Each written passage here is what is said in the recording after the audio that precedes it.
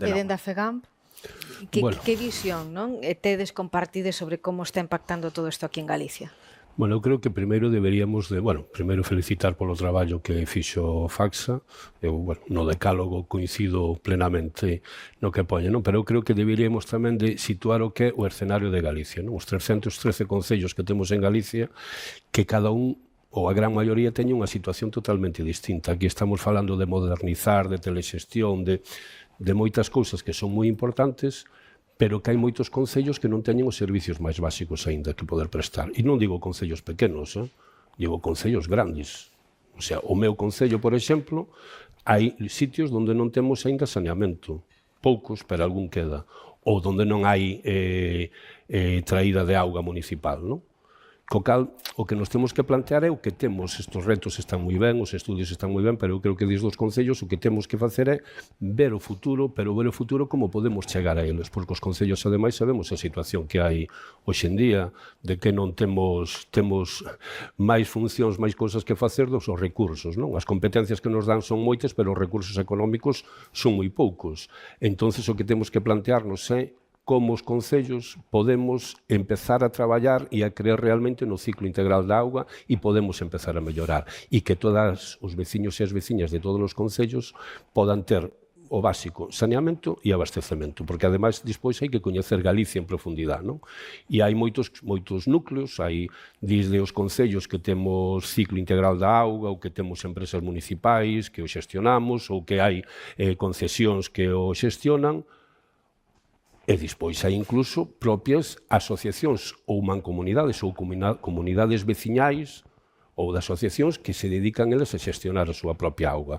Co cal eu boto en falta realmente, primeiro, que haxa unha coordinación institucional, o que se fala da gobernanza, que haxa unha gobernanza onde nos sentemos realmente Xunta de Galicia, Augas de Galicia, FEGAN, que representa a todos os concellos e as diputacións, nos sentemos e fagamos unha planificación de verdade da situación de Galicia, o que lle chamamos un plan director dos concellos, que cada concello ou algúns o facemos, pois que fagamos un plan director das necesidades que temos en Galicia e que temos os concellos, e porque ao final son as que acaban tendo os cidadáns. E se coincido en algo que é básico, que se dixo e se repite, que é concienciar a cidadanía, concienciar aos consumidores, concienciar aos veciños e as veciñas de como se produce a auga. Se fala habitualmente, pois, de que os nenos das cidades non saben de onde ven a leite, que pensan que ven dun brick e que non saben que ven dunha vaca.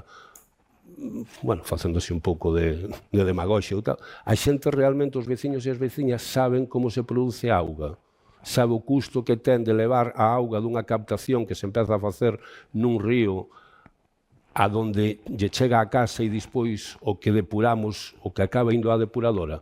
Eu creo que non coñecen a maioría da xente cal é a realidade dun ciclo integral de auga e creo que é necesaria facer moita pedagogía.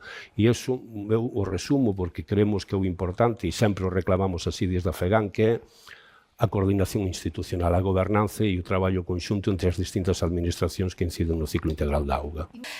Blas García, como representante xa aquí da FEGAM, aínda que mencionaba tamén o seu municipio, a súa realidade, ao fío do que comentaba antes, cales serían as principais inversións para os municipios, esas grandes dificultades coas que vos atopades? Eu que non estou dicindo de que non se fagan investimentos ni se este colaborando. Eu o que reclamo é máis coordinación, máis diálogo. Falaba Quiroga de reunirse todos, unhas datas, non sei con canto tempo, non? Eu creo que sí é necesario reunirse, eu creo que debemos de xuntarnos, de falar e de ver as necesidades reais, porque isto non é un problema nin ideolóxico, o problema dos concellos, nin é un problema xeral, pois, que ten o Concello de Ribeira, que ten o Concello de Ordes que está aquí, que ten o Concello de Santiago ou que ten o Concello de Ames.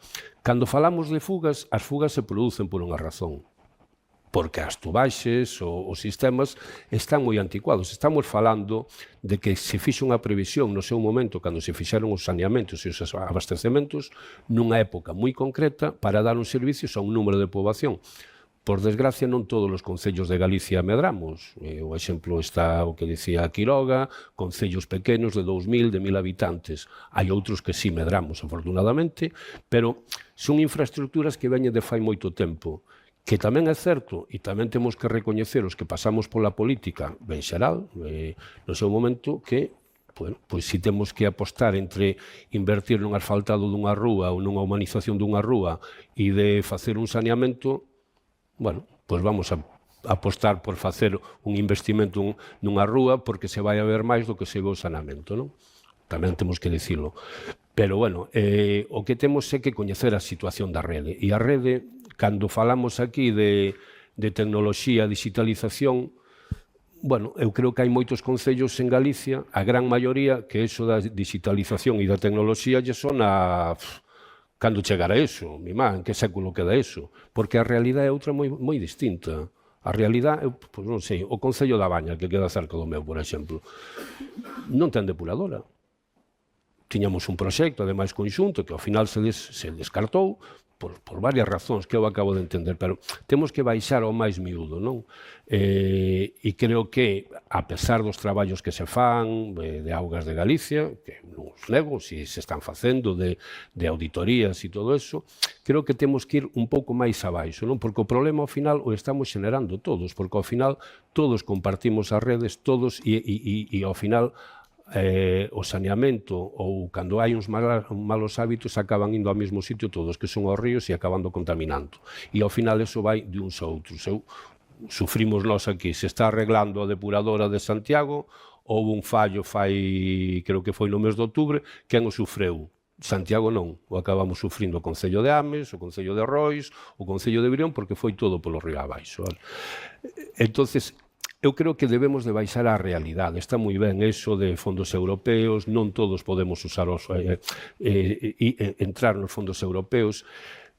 Eu creo que debemos de coñecer a realidade de verdade de cales son os concellos de Galicia e como están para poder de verdade actuar neles despois. O que comenta, hoxe que falamos de retos e desafíos, un dos grandes, dende o punto de vista da FEGAM, para xestionar esta emerxencia hídrica sería mellorar a coordinación entre administracións, porque parece doado de solucionar a priori. O primeiro a gobernanza, que se fala. Sentarnos e falar e ver a realidade. Eu creo que necesitamos, a pesar dos traballos que se fan, e Augas de Galicia ten moitos datos, eu creo que necesitamos saber cal é a realidade de cada concello, de maneira pormenorizada. Nós podemos facer un plan director en Ames, pero non todos os concellos o poden facer porque non teñen recursos nin medios para poder facelo. Seguramente que Faxa estaría encargado, ou non sei se facedes ese servicio, pero que se lle encarguen traballos nos concellos. Pero hai que ter os medios para poder pagar esos encargos, esos plans directores, saber a realidade dos concellos. E despois ver a posibilidade para ir mellorando, non?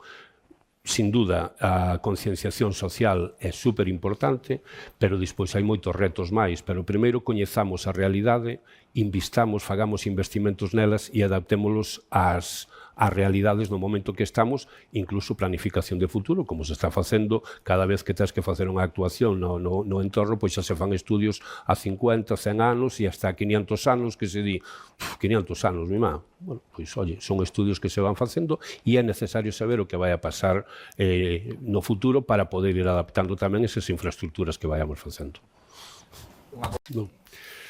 A parte da gobernanza e por parte da FEGAM, o que digo que aquí queda o noso compromiso de manter todas as resultanzas que sexan necesarias para poder mellorar a situación. Eu creo que sensibilizar a cidadanía é fundamental para que outras persoas non pasen a ter esos problemas de agua e, polo tanto, sexan vulnerables.